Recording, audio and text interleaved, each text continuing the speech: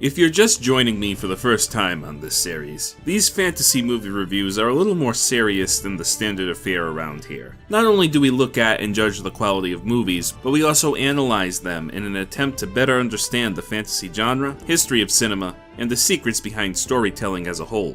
The first season served as an introduction to the idea and a survey of my tastes and interests in fantasy movies. Season 2 has taken on a new approach where we've been looking at myths and legends and how they are adapted and appropriated into films. So far we've explored the Mediterranean with Jason and his Argonauts, explored the world's seas with Sinbad and his pirates, and examined religious conflict reimagined with a Chinese fable.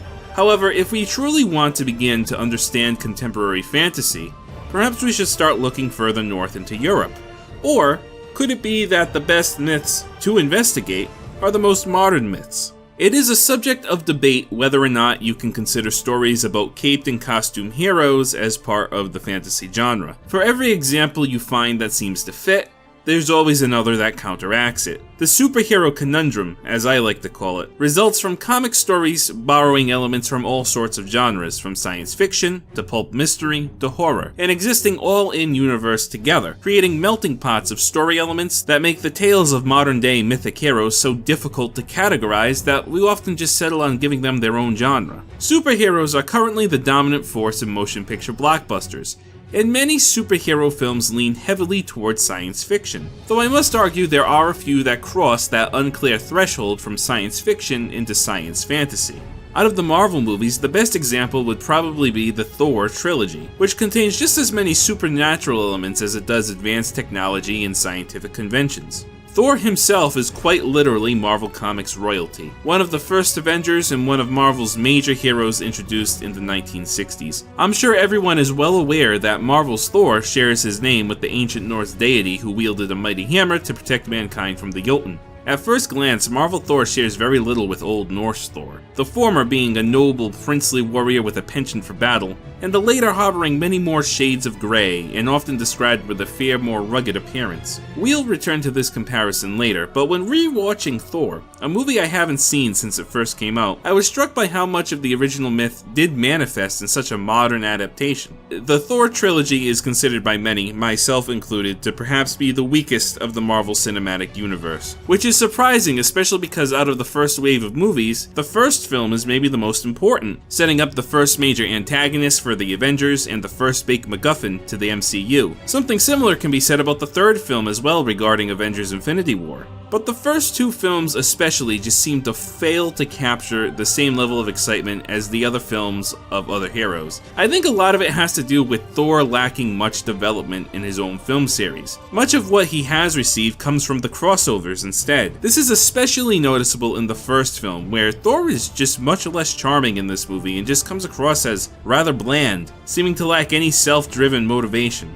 Watching it, you can tell Chris Hemsworth hasn't really come into the character he's portraying yet, and he wouldn't quite do so fully until the second Avengers movie. Also not helping is that Thor in this movie was very outclassed by Loki, played by Tom Hiddleston, who seemed to steal scene after scene from his brother and ended up as such a memorable villain a movie later. Thor, at times, feels like a third wheel in his own movie. So looking back on the film now, after so many Marvel movies, it's easy to see why Thor, the movie, falters as much as it does. The formulaic key to success for the Marvel movies hadn't been found yet, and in the experimentation, the faults of Thor's story rarely stick out. The movie is also a bit of a slog after the first act. I actually had to rewind it a few times as I caught myself tuning out. The first act, to me, is the most exciting, and also the most traditionally fantasy-esque part of the movie, as we watch Thor and his companions travel to the frosted realm of Jotunheim to do battle with the Frost Giants. Contrasting this with the majority of the movie, which sees Thor spend much of it on Earth without his powers and fighting a less fantastical enemy, I can't help but feel that the Thor movie should have gone in a more fantasy-oriented direction in the first place. The series does inevitably end up doing that, with the Dark World and Ragnarok especially utilizing more of the pop fantasy elements that Thor's setting inherently lends itself to.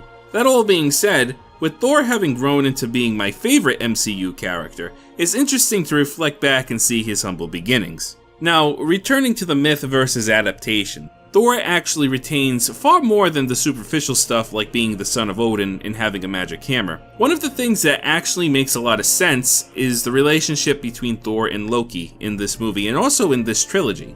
In Norse mythology, whilst Thor is always a hero, Loki is a character that flip-flops between helpful magician and devious trickster. In most stories involving Loki, he is often accompanying Thor himself, and these stories range from Thor beating Loki to a pulp for shaving his wife's head, to the two of them teaming up to take down frost giants at a fake wedding. And arguably, the best thing in the Thor movies is that dynamic between Thor and Loki, and in my opinion is what makes these movies worth watching if you enjoy that type of thing. Now, they're brothers in the film, but they're still the best of friends who always seem to come to blows. It's a dynamic taken straight from the original Norse myths, and it's usually a defining aspect of any story featuring both Thor and Loki. And to see it manifest even in our modern adaptations, so far removed from its original source, because remember, this is an adaptation of a comic book story based on these original myths, it's very interesting to see, to say the least. Without spoiling Avengers Endgame, I can say that the MCU is slated to take Thor into some interesting new directions depending on how they operate.